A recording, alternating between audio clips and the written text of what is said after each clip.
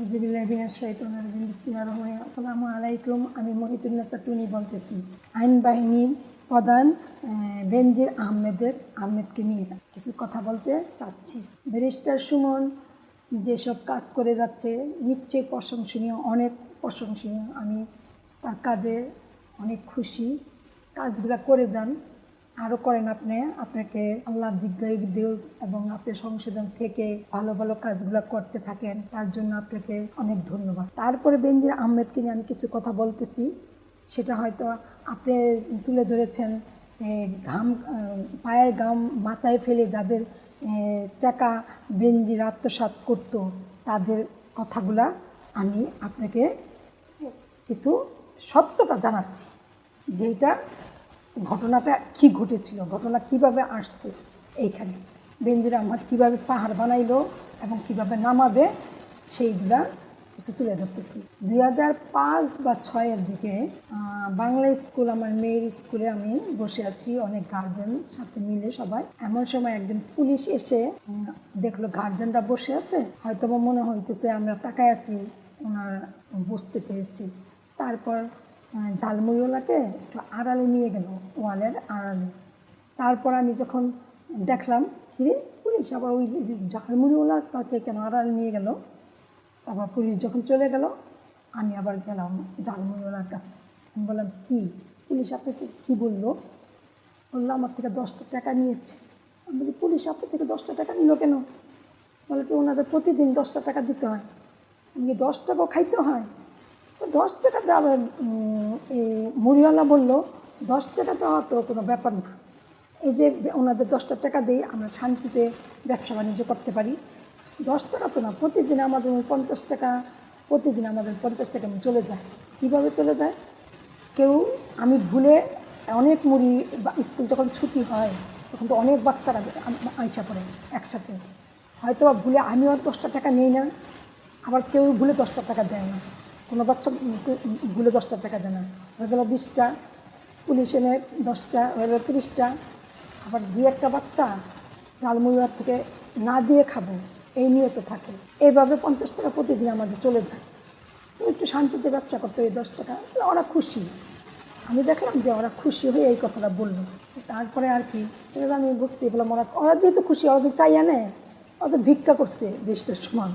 আমি বলছি কি এই টাকা কী করে নিয়ে, বলে কি নিচের থেকে আরম্ভ করে একটা উপরের লেভেল পর্যন্ত খায়। তো এই যে উপরের লেভেল বেনজির আহমেদ এই পর্যন্ত খাওয়া হয় টাকা, ভিক্ষার টাকা খাইয়া পাহাড় হয়েছে অনেক, ওনার হিসাব দিতে পারে না। তারপর আবার আমরা যেখানে থাকি মিরপুর রোডে ব্যবসা করে লোকেরা ব্যবসা করতেছে, তারপরে একদিন হিসাব পুলিশে দেখি ওদের মালপত্র ফেলে দিয়ে, তারপর রোজার মধ্যে ফেলে দিয়ে, তারপর পাল্লা বাক্যটা নিয়ে চলে গেছে থানায়। তারপর আমার বাড়ির নিচে আমি সবজি কেনার জন্য নেমেছি, তখন দারোয়ান এবং রোডের গার্ড মিলে সবজিগুলোকে বাইরে তাড়িয়ে দিচ্ছে, লাঠি দিয়ে বেড়াচ্ছে আর তাড়াচ্ছে, যাও যাও যাও। বলছি কেন? আমার বাড়ির সামনে আমি তাড়াইয়া করাইছি, আমি আমার বাড়ির সামনে থেকে আমি সবজি কিনতেছি, ওদেরকে তাড়ান কেন? এই যে পুলিশরা কিন্তু কাজ করেছে, কাজ করে টাকা নিয়েছে। বাড়ির দারোয়ানরা দেয় না বসতে, বাড়িওয়ালারা দেয় না বসতে, রোডের গার্ডরা দেয় না বসতে ওদের এই রোডে ব্যবসা করতে। তখন বাড়িওয়ালাদের সাথে পুলিশরা বইসা ওদেরকে এই এলাকায় ব্যবসা করার জন্য অনুমতি দেওয়া হয়। পুলিশরা কাজ করে ওদেরকে টাকা নেয়, ওদের থেকে টাকা নেয়, পুলিশরা কাজ না করে নেই। বুঝতে পারছেন সুমন ভাই? ব্যারিস্টার সুমন বুঝতে পেরেছেন? কাজ করেই নিয়েছে টাকা পুলিশরা। তারপর যে ঘটনাগুলো দেখছি, একদিন রোজার মধ্যে আমি সবজি কিনতে নেমেছি, দেখি পুলিশরা সবজি ভ্যান থেকে সবজিগুলো ফেলে দিয়ে ইটা কিনা কয় পাল্লা বাট্টাটা নিয়ে চলে যাচ্ছে। তারপর বললাম, সামনে গেলাম, পুলিশ চলে গেল। কেন আপনাকে এমন করলো কেন? বললো ওই টাকা চাইছিল, টাকা দিইনি, সেজন্য মাত্র আসছে তো আজকে ব্যবসা, টাকাটা সুদে তুলে নিয়ে আইসা ব্যবসা করতেছি, টাকাটা দেওয়া হয় নাই। তার এই দিকটা খারাপ, সবজিগুলো সব নষ্ট হয়ে গেল, ওকে একটা চাপের মধ্যে ফেললো, আমারও দৌড়াদৌড়ি করে যাচ্ছে আর সবজিগুলো সব নষ্ট হয়ে গেল। এটা খুব খারাপ লেগেছে আমার, যে এভাবে কেন টাকা নিতে যাবে? টাকা দেখো বলছে হয়তো আমি পরে দিব, আমি মাত্রই আজকে ব্যবসা নামছি তো, মনটা ভালো না, এখনও টাকা পয়সা নাই। একটা ঘটনা, আরেকটা ঘটনা, ওইটা হলো ময়লা পরিষ্কার করে ওই লোকেরা, একটা লোক সবজি না, ওইটা হলো শাক, শাক নিয়ে আসছে, 2-3 কোদাল শাক নিয়ে বিক্রি করতে বসছে। এখন ওই ইয়েরা আসছে, যারা ময়লা পরিষ্কার করে না এলাকার, তারা ঝাড়ুদার বা ময়লা পরিষ্কার, ওরা ও মনে চাঁদা নেয়, ওরা আসছে যে টাকা দাও টাকা দাও। ও বলতেছে আপনি 2-3টা দোকান ঘুরে আসেন বা 10টা দোকান ঘুরে আসেন, আমার একটু বিক্রি হোক, আমি দিব।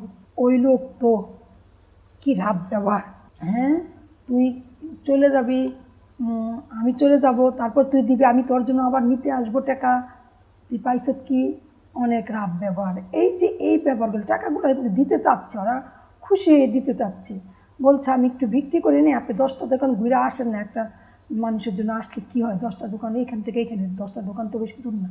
এই যে রাব ব্যবহারগুলো করে মাঝে মধ্যে, এইগুলা খুব খারাপ লেগেছে, আমি দেখেছি তো, তাই আমি এই সম্বন্ধে বললাম। বেনজির আহমেদ তো গোপালগঞ্জের, বুঝতে পারছেন, গোপালগঞ্জের উপরে তুলছে এগুলা, এই পুলিশরাই সবাই মিলে যাই করুক, এগুলা তৃতীয় ব্যক্তিরা উপরে তুলছে গোপালগঞ্জে, তারপর তোরা একদিন নামাবো, তোরা টাকার পাহাড় বানাইনি, তারপরে দেখবি তোরা নামাবো, বুঝতে পারছেন। মজিবরের দেশের লোক না, আর আমার মায়ের মুখে শুনছি মজিবরের দেশের লোককে ভিক্ষার থালায় ধরাই দিছিল, সেই পাকিস্তান আমলে জন্ম, যে পাকিস্তান আমলে জন্ম মজিবরকে মারা হয়েছিল। আমাদের বাড়ি বিরাট বড় বাড়ি, উঁচা, হিন্দুদের বাড়ি উঁচা, টিলা বাড়ি, সব আইসা রাত্রে উঠানে ঘুমাইতো, আর দিনে গিয়া মানুষের জায়গায় জায়গায় ভিক্ষা যা যায়, যে কাজ করতে যায়, একটু মানুষের বাসায় কাজ করতো, ভিক্ষা ইত্যাদি ইত্যাদি করতো। সেই বেনজির আহমেদ, কেন বললাম বেনজির আহমেদ গোপালগঞ্জের, যারা তৃতীয় ব্যক্তি তারা বলছে হ্যাঁ গোপালগঞ্জের মানুষদের সব আইন প্রশাসনে সব জায়গায় বসায় রাখছে, ওরা কাজ করতে পারে না, শেখ হাসিনা কিছু খারাপই করতে চাইলে করতে পারে না সেজন্য। আর এখন যদি বলি এই যে বেনজির আহমেদ টাকা হয়েছে, পাহাড় হয়েছে, ঠিক আছে, উনি তো চাইয়া নিছে উপরের থেকে, ওনার থেকে আরম্ভ করে নিষ্পন্দ গেছে, চাইয়া নিয়ে উনি টাকা যখন একটু হয়েছে, সেই টাকাটা ব্যবসা করছে, উনি গিফট পাইছে, আপনার মতো আপনার যেমন গিফট পাইছেন, আপনার বউ স্বর্ণের গিফট দিচ্ছে, সবাই গিফট টিপ মিললে এত টাকার পাহাড় হয়েছে। এখন পাহাড় হয়েছে তো ব্যাপার না, এখন আমরা কি করব, মাননীয় প্রধানমন্ত্রীর কাছে আমি দৃষ্টি আকর্ষণ করছি এবং মিস্টার সুমনকে বলছে, আপনি যেহেতু এই পাহাড়টা ভার করে দিতে পারছেন, তা আপনি আপনার কাছে বলতেছে, আবদারটা করতেছি, আপনি টাকাটাকে 3 ভাগ করে 1 ভাগ বাংলাদেশের সকল নির্মল শ্রেণী মানুষের ভিতরে বিতরণ করেন। এইটা হলো বিচার। বিচার কি করবেন, যে টাকা পয়সা তো গরিবরা নিচে, গরিবরা পাইনি তো বিচার, গরিবরা খুশি, এইটা হলো বিচার। আর উনি তো চুরি করে নাই, উনি তো চাইয়া নিছে, ভিক্ষা করছে, ধরেন ভিক্ষাই করছে, চাইয়া নেওয়া তো ভিক্ষা করছে। আর ওনার বউ যে যারা বিয়ে হয়েছে, 3টা বিয়ে করছে শুনতেছি, সঠিক কেউ যাই না, আমি তো এত কিছু বলতে পারবো না। 3টা কেন, আমাদের ইসলাম ধর্মে 4টা বিয়ে করা জায়েজ আছে, উনি 3টা করেছে, ঠিক আছে, উনি সবাইকে একইভাবে ভরণ পোষণ সব কিছু দিয়ে গিয়েছে কিনা সেইটা দেখার বিষয়।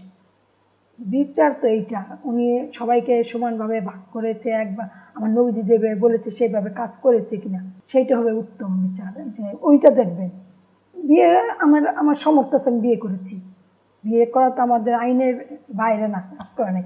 এখন সেইটাই হবে বেনজির আহমেদের বিচার, যে উনি টাকাটা 3 ভাগের 1 ভাগ এখন সেই অলিগলিতে, অল বাংলাদেশের অলিগলিতে সবার হাতে হাতে দিয়ে দেয়। তাহলে জমায় ব্যবসা করছে, ওই ব্যবসার থেকে লাভ অংশ দিয়ে দিলেন, কোনো শাস্তি, এটাই শাস্তি, এটার এই নিয়ে কোনো শাস্তি, বেনজির আহমেদের শাস্তি হওয়ার আবার দেশ ছাড়তে হবে কেন, দেশ ছাড়বেন কেন আপনি বলেন, আমি কি চুরি করে আনছি নাকি, নিচের থেকে আরম্ভ করে উপরে পর্যন্ত খেয়েছে, আমি সবাই জানে, এটা চাইয়া নিছি, চাওয়ার টাকার ভিক্ষা টাকার কোনো হিসাব থাকে না, আনলিমিটেড টাকা হয়েছে, আল্লাহ দিছে, আমি ওইটা ব্যবসা করছি, আল্লাহ দান করছে, আমি 3 ভাগের 1 ভাগ দিয়ে দিব, দান করবো, ওদেরকে ব্যবসা খাটাইছে দিয়ে দেবো, এটা করে, এটাই হলো বিচার।